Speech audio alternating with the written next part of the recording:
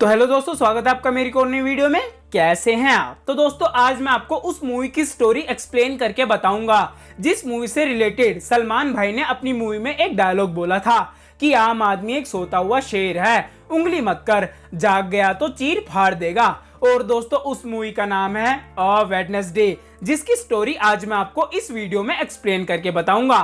तो दोस्तों चलिए बिना किसी और फालतू ज्ञान के आइए अ वेडनेसडे मूवी की स्टोरी जानते हैं। तो दोस्तों ये स्टोरी शुरू होती है प्रकाश राठौड़ नाम के मुंबई पुलिस कमिश्नर से, जो कुछ ही दिनों में रिटायर होने वाले होते हैं। और एक दिन वो समुद्र के किनारे बैठकर उनके कार्यकाल के दौरान आए एक अनोखे केस के बारे में सोचते हैं। तब स्टोरी जाती है पास्ट में, जहां वेडनेसडे के दिन एक अनजान आदमी, जो होते तो एक्टर नसीरुद्दीन शाह हैं, लेकिन उनके कैरेक्टर का नाम इस पूरी मूवी में बताया ही नहीं गया, इसीलिए मैं इस स्टोरी एक्सप्लेनेशन में उनको नसीरुद्दीन शाह कह के ही बुलाऊंगा। तो नसीरुद्दीन शाह, जिनके हाथ में एक बैग होता है, वो उस बैग को मुंबई पुलिस हेडक्वार्टर्स के सामने वाले पुलिस स्टेशन के टॉयलेट में छिपा देते हैं। और तब नसीरुद्दीन शाह एक अंडर कंस्ट्रक्शन बिल्डिंग की छत पर जाते हैं, जहां वो लैपटॉप, ब्लूटूथ हेडसेट के साथ पूरा सेटअप करते हैं।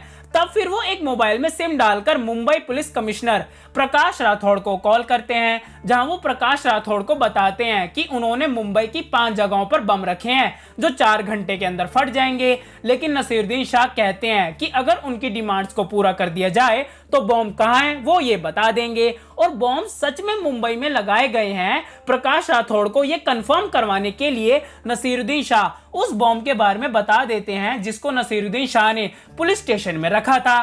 तब पुलिस उस बॉम्ब को ढूंढती है और डिफ्यूज कर देती है। तब नसीरुद्दीन शाह अपनी डिमांड्स में 4 आतंकवादियों को छोड़ने के लिए कहते हैं। फिर प्रकाश राठौड़ अपनी टीम को इकट्ठा करते हैं और इस अननोन कॉलर को ट्रेस करके पकड़ने के लिए कहते हैं। तब नसीरुद्दीन शाह एक नैना रॉय नाम की न्यूज रिपोर्टर को भी कॉल करते हैं और इस बॉम्ब्स वाली न्यूज के बारे में बताते हैं, जिससे ये न्यूज घर घर तक पहुंच सके। फिर नसीरुद्दीन शाह वापस प्रकाश राठौड़ को कॉल करते हैं और उन 4 आतंकवादियों को जुहू एविएशन बेस लाने के लिए कहते हैं। और नसीरुद्दीन शाह कहां से बात कर रहे हैं ये ट्रेस करने के लिए प्रकाश राठौड़ अनुज नाम के एक हैकर को अपने ऑफिस में तैनात करते हैं। तब आरिफ और जय नाम के 2 ऑफिसर्स उन 4 आतंकवादियों को नसीरुद्दीन शाह की बताई जगह जुहू एविएशन बेस पर एक बेंच के पास छोड़ देते हैं। लेकिन आरिफ उन 4 में से एक आतंकी, जिसका नाम इब्राहिम होता है, उसको नहीं छोड़ता, क्योंकि आरिफ को लग रहा था कि वो अननोन कॉलर यानी नसीरुद्दीन शाह इन 4 की रिहाई के बाद भी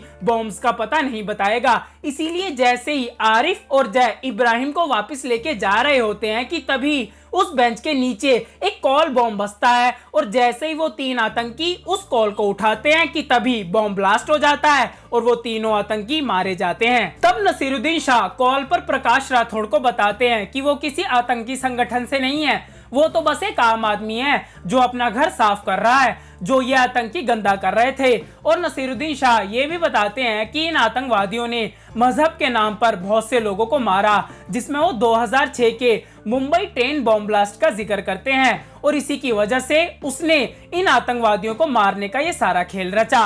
और क्योंकि आरिफ ने इब्राहिम नाम के आतंकवादी को नहीं छोड़ा था, इसीलिए वो अभी भी जिंदा होता है। तब नसीरुद्दीन शाह कहते हैं कि अगर पुलिस ऑफिसर इब्राहिम को नहीं मारेंगे तो वो 5 बॉम्ब्स को ब्लास्ट कर देंगे। तब प्रकाश राठौड़ जय और आरिफ को इब्राहिम को मारने के लिए कह देते हैं और फिर इब्राहिम को मार दिया जाता है। और ये एनकाउंटर सेल्फ डिफेंस में किया गया था, ऐसा मीडिया के सामने दिखाया जाता है। और जैसे ये बात नसीरुद्दीन शाह को पता चलती है कि इब्राहिम मारा गया, तब नसीरुद्दीन शाह आखिरी बार प्रकाश राठौड़ को कॉल करके ये बताते हैं कि उन्होंने मुंबई में कोई भी बम नहीं रखा है, ये तो बस उन आतंकवादियों को मारने की चाल थी।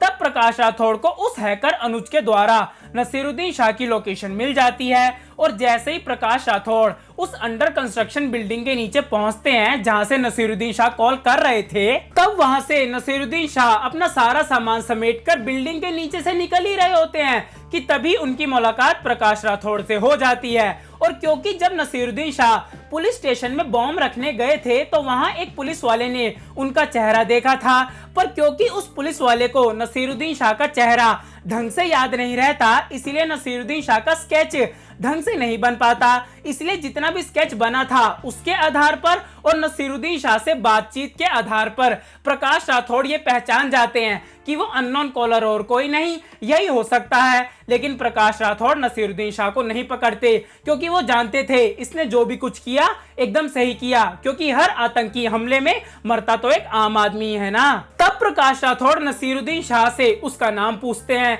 लेकिन स्टोरी को यहीं रोक दिया जाता है और प्रकाश राठौड़ के वॉइस ओवर में कहा जाता है कि उसका नाम सिर्फ मैं जानता हूं और ये नाम मैं किसी को भी नहीं बताऊंगा, क्योंकि इंसान नाम में भी मजहब ढूंढ लेता है। तब स्टोरी वापस आती है प्रेजेंट में, और जैसा कि मैंने आपको बताया था कि प्रकाश राठौड़ समुद्र के किनारे बैठे होते हैं, तो वो इस केस के बारे में सोचते सोचते सोच रहे होते हैं कि वो कभी भी ये नहीं सोच सकते थे कि एक आम आदमी इस हद तक भी जा सकता है। और वो ये भी सोचते हैं कि इस केस का रिकॉर्ड किसी भी किताब में नहीं है, बस उन चंद लोगों के जहन में है जो इस केस के साथ जुड़े हुए थे, और वो सोचते हैं कि जो भी कुछ हुआ अच्छा हुआ।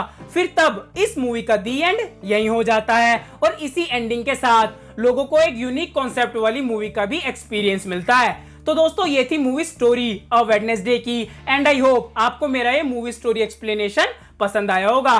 तो अगर आपको मेरा ये वीडियो पसंद आया हो तो वीडियो को लाइक करें, चैनल को सब्सक्राइब करें और जो बेल आइकन है उसको ऑल पे रखें। जैसे ही मैं कोई आगे बढ़िया वीडियो डालूं उसका नोटिफिकेशन सीधा आप ही के पास तो जाए। और दोस्तों अगर मुझसे कोई भूल चूक हो गई हो तो मुझे अपना भाई समझ के माफ कर दीजिएगा।